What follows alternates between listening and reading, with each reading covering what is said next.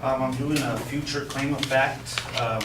By 2026, due to the CTE, chronic traumatic encephalopathy scrutiny, soccer players will wear helmets and protective gear, sort of not as the NFL does as heavy, but a lighter version.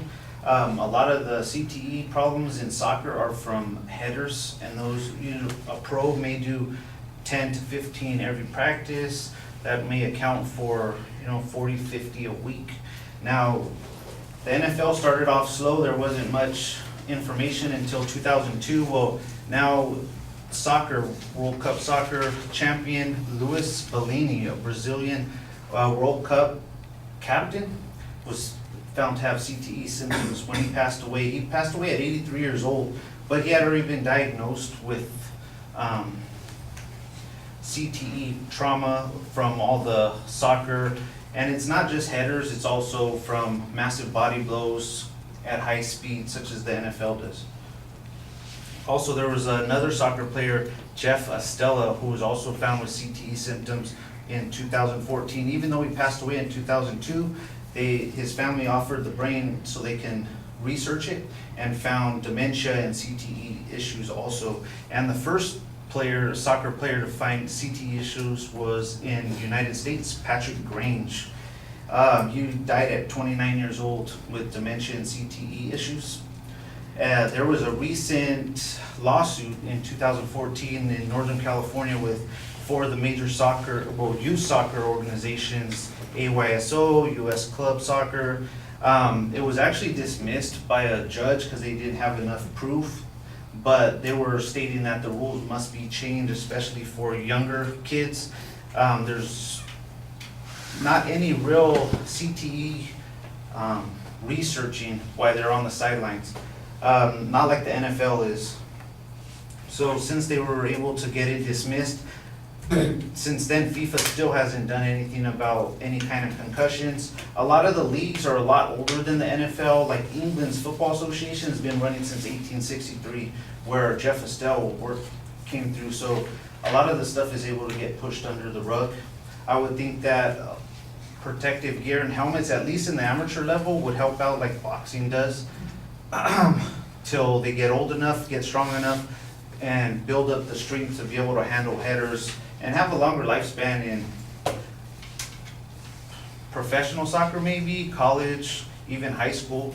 So we wouldn't be seeing these kind of issues, but it's going to take a good 10 years till that would come through, because that's what the NFL timeline was. They're barely starting to get new helmets and situate the concussion protocol in the NFL. They just changed a few rules in the NFL as well, such as the kickoff moved up 35 yards, also no more leading with the head, and those things would be happening in soccer as well if they start pushing the issue on CTE. Now that America, a $1 billion organization, is NFL league is starting to be under scrutiny. They just settled for $750 million recently to clean all their claims out for the CTE issue. Soccer is being looked at next, because soccer is being looked at as an alternative to football for younger kids. Well, now that these concussion issues are popping up, more parents are going to start taking note to it, and they may not even start entering their kids into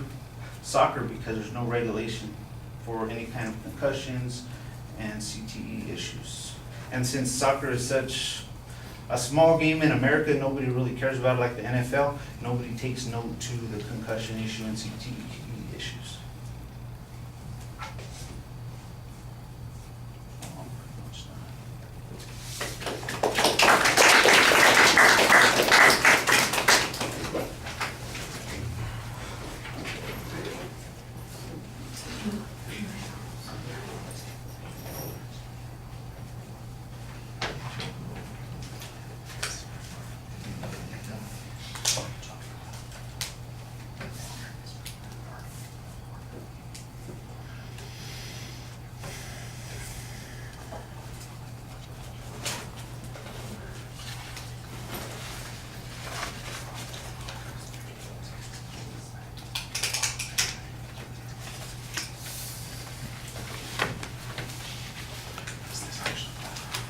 All right, Nathan, I think you've got a lot of information in the speech that could build an argument that's pretty effective here, but the information has not been organized in a way that's allowing you to do that. You're kind of reviewing events, reminding us of things that have happened, providing us with some examples here and there, and you make occasional claims in different places, but it's not very well organized, and the information feels very randomized. The proposition that you have at the beginning is a prediction that within 10 years, soccer will be requiring some kind of protective gear for their players. Okay, so let's hear the explanation about what it is that's going to promote this, why you think 10 years is the model for this kind of thing, and why we should be paying attention and caring about those kinds of things. That's just off the top of my head thinking of a structure for you. But we don't really get that structure. We just start getting random information. And I think that's part of the problem, because I think you've got information here that supports some of the arguments that you're making, but it's not building.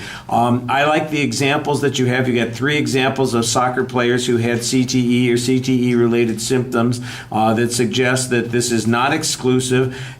You're drawing a parallel to the NFL, which I think is really what your second point should be. So I think if you say, CT injuries are likely to occur in soccer, or is just as likely to occur in soccer as they are in the NFL, that would be your first point. Your second point would be the NFL response required at least 10 years in order to make adjustments, either in the rules or in creating a settlement, and the long-term future of the NFL is still in doubt. And then finally, the argument would be that the organizations will be forced to act by a variety of lawsuits or other problems that come up because parents are refusing to have their kids play those games. I think then you've got a little bit more coherent argument.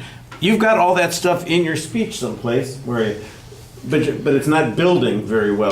It's just kind of randomized, and that's the biggest problem that I see. I think you know the subject pretty well, but it needs. This is kind of a switch from what we talked about, right? You were thinking about, I mean, it's the same general topic area, but it's a different direction that you've gone in. And that's not a bad thing, but I think it probably needed a little bit more work before you had it in a full speech. So some of the sources need to be cited a little bit more. You've got, like I said, there's a whole bunch of factual data, so I don't know that there's a problem with the factual data, except that not everybody's going to know all of the things that you're talking about. And the examples, you should be telling us, where you read about those too. All right, thank you.